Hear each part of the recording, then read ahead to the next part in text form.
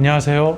오블리 성형외과 김다원 원장입니다. 오늘은 비개방 코 수술에 대하여 조금 더 정확하게 말하면 비개방 코 수술은 언제 선택해도 되는가, 그리고 어떠한 한계점을 가지고 있는지에 대해서 이야기를 나누어 보려고 합니다.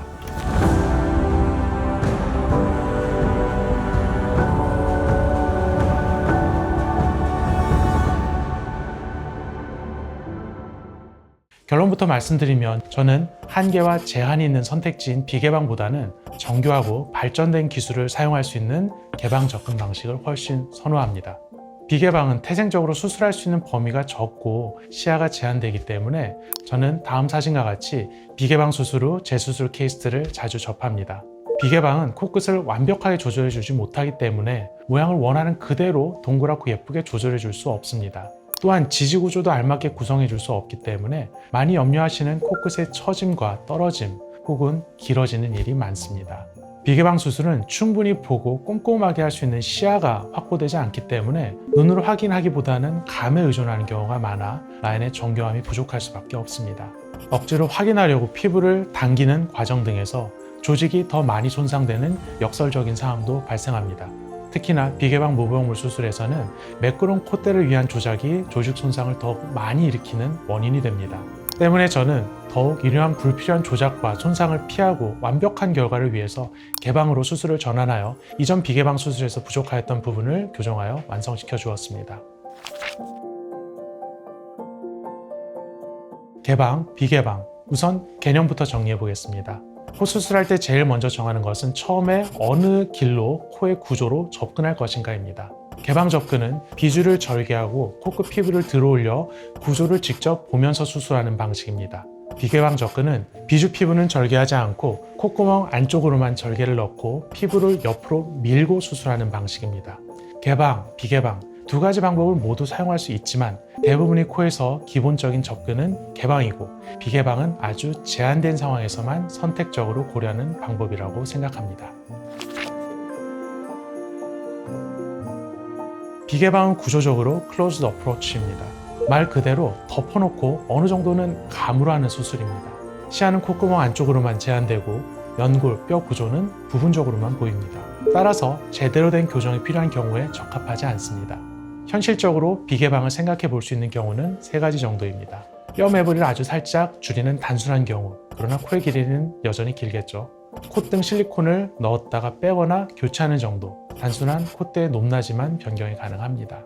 코끝 연골을 아주 부분적으로만 살짝 만지는 1차 수술, 약한 지지구조로 처짐 발생할 가능성이 큽니다.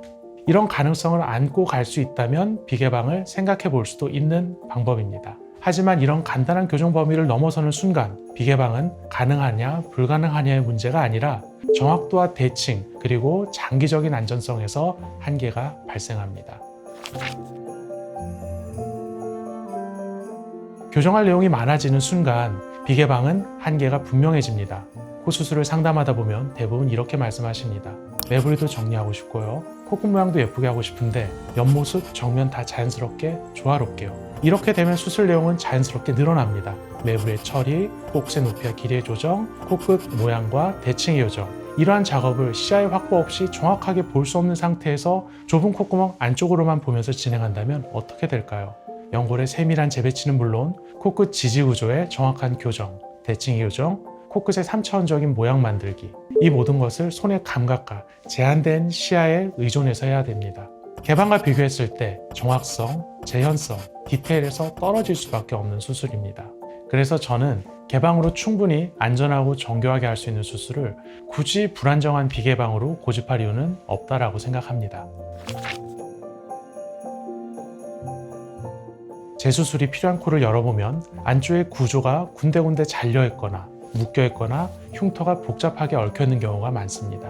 이런 경우는 어디가 얼마나 잘려있고 어디가 붙어있는지 무엇이 부족한지 하나하나 직접 확인하면서 풀어주어야 합니다.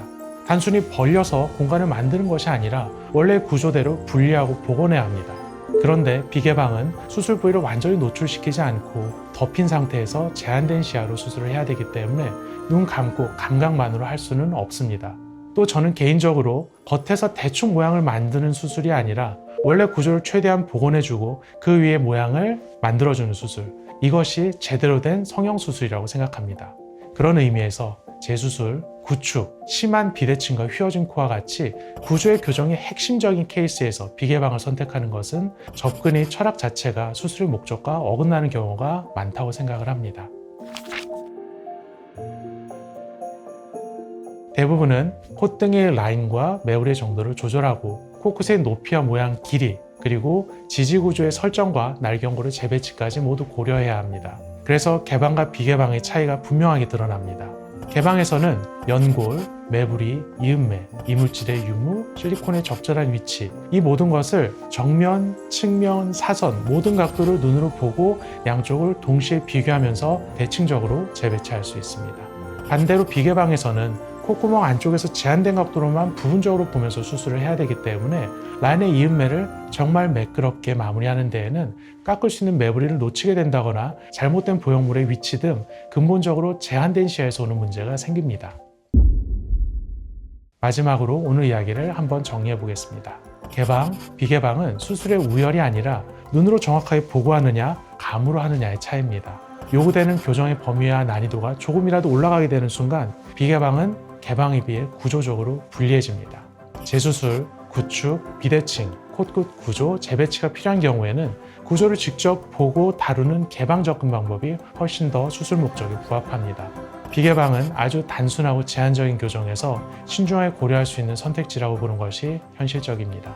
중요한 것은 어떤 방식이 더 좋아 보이느냐가 아니라 지금 내 코, 내 목표에 가장 알맞은 접근이 무엇이냐입니다.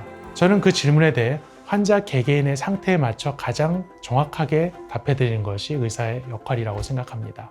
수술은 운이 아닙니다. 지켜야 될 의무의 원칙, 오블리 성형외과 김다원 원장이었습니다. 들어주셔서 감사합니다.